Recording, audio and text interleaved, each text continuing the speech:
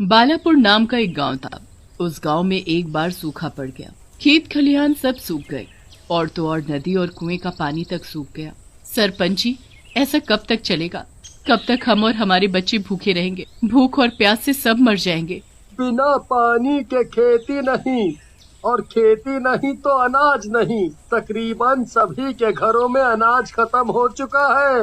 अब खाने को कहाँ से लाएं और पीने के लिए पानी कहाँ से लाएं? कुएं बिल्कुल सूख चुके हैं। अभी तक तो जैसे तैसे काम चला लिया था, पर अब नहीं। सरपंच जी, चुपचाप क्यों खड़े हो? कुछ बोलो। पूरे गांव की जिम्मेवारी आपके ऊपर है। अब आप ही बताएं हम क्या करें। मैं खुद इस समस्या को लेकर बहुत परेशान हूँ। सालों से गांव में बारिश की एक बूंद तक नहीं गिरी। अगर बारिश हो जाती तो किसी को भी परेशानी का सामना नहीं करना पड़ता, पर अभी के लिए कुछ तो करना होगा। सरपंच जी, मुझे एक उपाय सूझा है। उससे सबकी परेशानी हल हो सकती है। थोड़ा मुश्किल है, अगर काम बन गया तो गांव के लिए बहुत अच्छा हो जाएगा। हाँ हाँ, बताओ क्या उपाय है। हम सब मिलकर तुम्हारा साथ देंगे। यही कि वो हवेली है ना, लाला रामदास की। लाला को मरे हुए सालों हो गए। जब वो जिंदा था तो हम ही लोगों को लूट लूट कर उसने अपना अनाज का गोदाम भरा। उसमें से उसने कभी दाना तक नहीं निकाल कर दिया किसी को। सुना है उस गोदाम में आज भी वो अनाज वैसे का वैसा ही रखा है। और तो और वहाँ हवेली में एक कुआं भी है। लाला गांव के लोगों को उस कुएं का पानी बेचा करता था। वो कुआं भी वहाँ अभी तक सही सलामत है।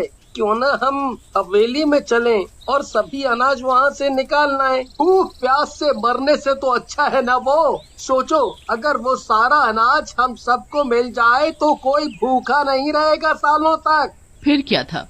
सरपंच आगे आगे, गांव वाले उसके पीछे पीछे। हवेली सालों से बंद थी। हवेली में घुसते ही उन्हें सामने एक कुआं दिखाई देता है जो एक लोहे की टीन से ढका हुआ था। कुछ लोग कुएं के मुंह से उस टीन को झाड़कर हटा देते हैं। अंदर का नजारा देख सभी हैरान रह जाते हैं। पूरे गांव में पानी की एक बूंद तक नहीं। कुएं भी सूखे पड़े हैं और इस लाला के कुएं को देखो, पानी से लबालब भरा पड़ा है। सरपंच जी, ये अनाज सालों से यहाँ पड़ा है। अब तक तो ये सारा सड़ भी गया होगा। अगर ये अनाज सड़ गया होता तो इसकी बदबू पूरे गांव में फैल गई होती, पर ऐसा कुछ नहीं हुआ। शायद ये अभी भी सही सलामत हो। देखो ना, इन अनाज के बोरों से कोई बदबू नहीं आ रही। चलो एक बोरा खोल कर देखें। ये तो चमत्कार ही हो गया। इतने सालों में अनाज का एक दाना भी सड़ा नहीं। ऐसा लगता है जैसे अभी अभी ताजा ताजा भरा हो इसमें। सरपंच जी, अब गांव वाले भूखे नहीं मरेंगे। तभी वहाँ एक आवाज गूंजती है और आवाज उसी लाला की थी जिसका वो सारा अनाज था। मुंशी भूत बन चुका था।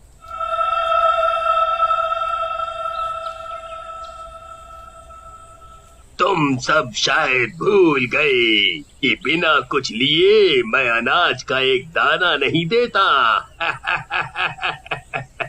फिर तुम सब मेरा इतना सारा अनाज कैसे ले जा रहे हो? इसकी कीमत दो मुझे। क्यों डरा रहे हो सबको? और हम सब तुम्हें इसकी कीमत क्यों दें? एक तो चोरी, ऊपर से सीना चोरी। क्या तुम्हें पता नहीं कि मैं कौन हूँ? ठीक है, मैं ही बता देता हूँ। मैं लाला हूँ, लाला, और ये अनाज मेरा है। देखो, गांव में सूखा पड़ा है, पानी की एक बूंद भी नहीं है, इसीलिए हमें यहाँ आना पड़ा। तुम्हें इसकी जो कीमत चाहिए मैं दूंगा, और गांव का कोई भी शख्स तुमसे राशन या पानी लेने आएगा, उसकी वो तुम्हें कीमत देगा। भूत अनाज के बदले सरपंच का पैर मांगने लगता है तो सभी के होश उड़ जाते हैं। भूत सरपंच का एक पैर उसके शरीर से अलग कर देता है और उसके बदले उन्हें थोड़ा अनाज मिल जाता है। जब सभी लोग गांव पहुंचते हैं तो वहाँ हवेली में उनके साथ और सरपंच के साथ क्या हुआ सब बताते हैं। अब सभी को पता चल जाता है कि लाला का भूत अनाज और पानी के बदले उनसे कुछ न कुछ जरूर मांगेगा। वहाँ भूत फिर से अपनी अनाज की दुकान गांव में खोल लेता है। इतने से अनाज से हमारा क्या होगा जी? मेरे बच्चे अभी भी भूखे और प्यासे हैं, इसीलिए मैंने सोचा है कि कल मैं लाला के पास जाऊंगी अनाज और पानी लेने। अगर वो मुझसे मेरा कलेजा भी मांगेगा तो मैं दे दूंगी, पर मैं अपने बच्चों को ऐसे भूख से बिलखते हुए नहीं देख सकती। घर के लिए राशन तो लाना ही होगा। गीता हाथ में थैला लिए पहुँच जाती है भूत के पास राशन लेने। आओ गीता रानी आओ, क्या चाहिए? दाल, चावल, आटा, बताओ क्या दूं? देखो, मुझे ये गीता रानी ना बुलाओ। मरने से पहले भी तुम्हारी नजर और सोच गंदी थी और अभी भी मैं राशन लेने आई हूँ। मुझे जल्दी से राशन दे दो। अच्छा ठीक है, जो चाहिए ले लो, पर उसके बदले मुझे तुम्हारी ये पतली पतली उंगलियां चाहिए। बस एक हाथ की, दूसरे हाथ की मैं बाद में लूंगा, जब तुम दोबारा आओगी राशन लेने मेरे पास। गीता के हाथ में सत्तू लेप बनाकर लगा देता है। आज उन्हें पेट भर खाने को तो मिला, पर उस खाने में उन्हें सुकून नहीं मिला। आंखों में आंसू लिए सभी ने खाना खाया। गांव के कई लोगों से भूत राशन के बदले उनका हाथ पैर मांग चुका था। आज गांव के लोगों की लंबी लाइन लगी थी राशन के लिए। आओ आओ, सभी आओ, मेरे पास अनाज की कोई कमी नहीं है, भरपूर अनाज मिलेगा तुम्हें। लाला बस कर, अब बहुत हो गया। क्या तुझे इन मासूम लोगों की हालत पर तरस नहीं आता? हाँ, देख जरा, देख इनकी हालत। बेचारे अपने बच्चों का पेट भरने के लिए अपना अंग अंग तुझे निकाल कर दिए जा रहे हैं। ऐसे तो ये जीवन भर के लिए अपाहिज हो जाएंगे, जीवन में कुछ काम नहीं कर पाएंगे। तुम लोगों ने मुझ पर तरस खाया था, हैं? तो मैं तुम सब पर तरस खाऊं? सरपंच, बीच में अपनी टांग ना अड़ा। जो एक टांग बची है उसे संभाल कर रख और अपने घर जा।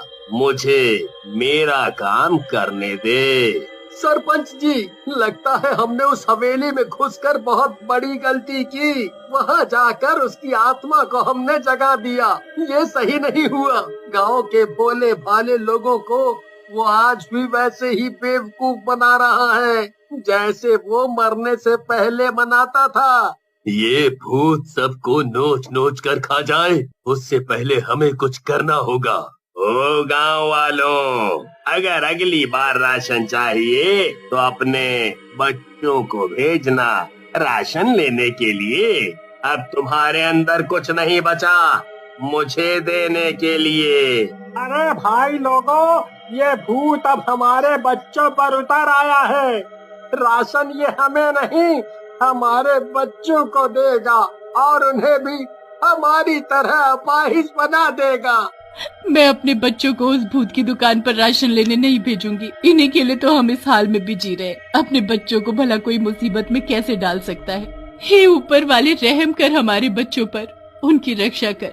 हम सब मिलकर मंदिर चलते हैं, देखना भगवान हमारी जरूर सुनेगा। और वहाँ सरपंच और उसके साथ कुछ लोग भूत पर चुपके से नजर गड़ाए थे। तभी एक चमत्कार सा होता है। आकाश में काले बादल छा जाते हैं और उनसे बारिश की बूंदें गिरनी शुरू हो जाती हैं। ये तो चमत्कार हो गया। आखिरकार ऊपर वाले ने हमारी सुनी ली। देखो, इस गांव में इतने सालों बाद बारिश होगी। सही में अब हमारी बंजर जमीन फिर से उपजाऊ बनेगी। नदियाँ और कुएं फिर से पानी से भर जाएंगे। अब कोई भूखा नहीं मरेगा। उस भूत के अनाज की बोरियों को बारिश में लाओ घसीट के। ये अनाज ही भूत की कमजोरी है। बारिश का पानी इन पर पड़ेगा तो ये सारा अनाज सड़ जाएगा और अनाज के सड़ते ही भूत भी मर जाएगा। जल्दी करो। पूरा गांव सरपंच की बात मानता है और सभी मिलकर बिना डरे भूत की दुकान से सभी अनाज गांव के बीचों बीच लाकर रख देते हैं। बारिश में सारा अनाज सड़ जाता है और उसके साथ भूत भी तड़पता हुआ वहां से गायब हो जाता है। अब पूरा गांव बहुत खुश था।